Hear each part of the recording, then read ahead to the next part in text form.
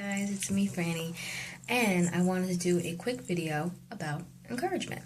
Okay, I was getting ready today for work, and I work as a receptionist in an office, and sometimes when you work as a receptionist in an office, you may feel, I'm not going to speak for everybody, I'm just going to speak for myself, that I personally might feel like I fade into the background, that nobody notices the things that I do, that sometimes I feel like unimportant, I'm not valuable, that I do feel those things sometimes.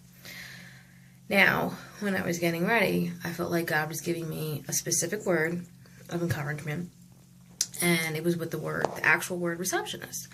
And he was saying that there's the word perfectionist and reception put in there together. And I'm just going to read the definitions off a piece of paper, okay?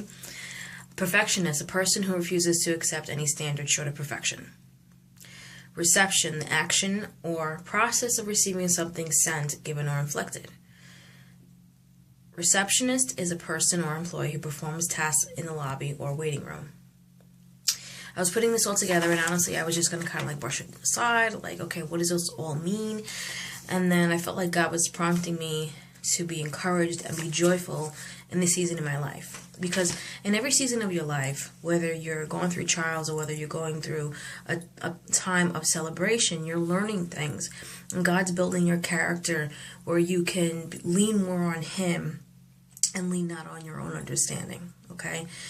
In the quick scheme of things, you might say, we all want to have wonderful things happen in our lives, but sometimes tragedy happens, trials happen, tribulations happen, and we don't understand it. And even there's a purpose for the pain, and sometimes in these growing pains, we learn more about clinging more to God and understand, and that relationship is essential in our lives.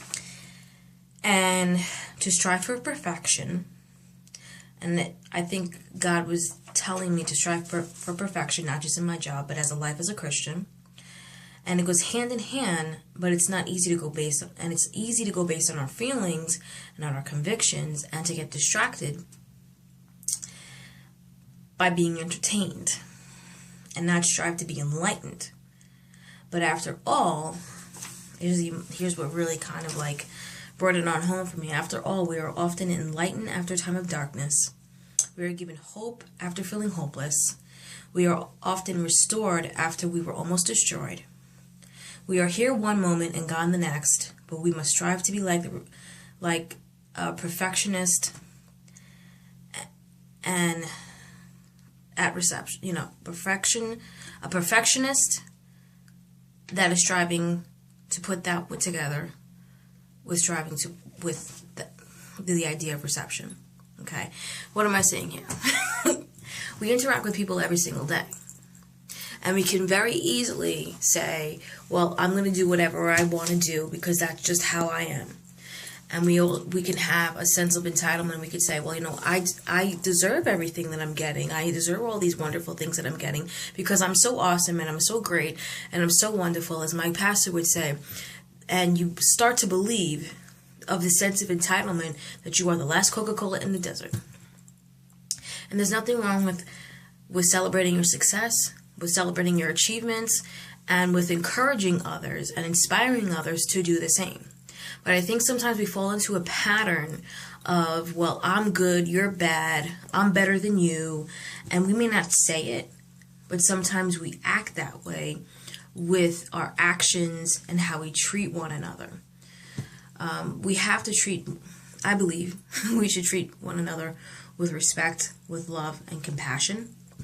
And sometimes that is very difficult. That's why we need to really, in my opinion, stay close to God, because He's going to be able to teach us what to do and how to say and what to say. And sometimes He will give us a small task that we may not understand. And we may say, okay, God, why are you asking me to do something so small and tedious, or so small and, someone else could do that. Why do I have to do that? Or it wouldn't make a difference, But sometimes He's asking you to do that for a reason, for a purpose, and you don't see it then, but He's going to bless you in a way that is purposeful for your life, that has a purpose for your life. So what I would say is, don't take my word for it. Just, trust God. If you trust God completely, then you'll even trust Him in the small things in your life. If He asks you to do certain things, if He asks you to leave at a certain time, if He asks you to friend someone and check in on someone and call someone, text someone, whatever, have lunch with someone, coffee with someone, it's not always about the gift. In this season of gift giving, sometimes it's simply, I think, what people really treasure more is the precious gift of a heart-to-heart, compassionate relationship with someone. And that's really the ministry of Jesus, and what He left behind was the compassion that He has for one person to another, and that He treated everyone the same, and He loved them all the same. So that's really my encouragement for you guys, that no matter where you find yourself in life, that God has a purpose for you, and He has a plan for you, and that you're not above or below, and you are an overcomer in Christ. And we're not meant to put anybody down. We're meant to uplift one another. We're meant to encourage one another. We're meant to help one another. And if you find someone that they're maybe struggling in an area, maybe you should pray for them and help them along. And you never know how sometimes, we go through periods of hopelessness, and then, like I was saying, in periods of darkness, and then we can now see the light. We now can bring hope to others and love to others. Okay? So I just wanted to encourage you guys, and just to know that you are fearfully and wonderfully made. You're made on purpose for a purpose. There's only one you out there, and God has a plan for your life. Okay? Okay, thank you. Bye.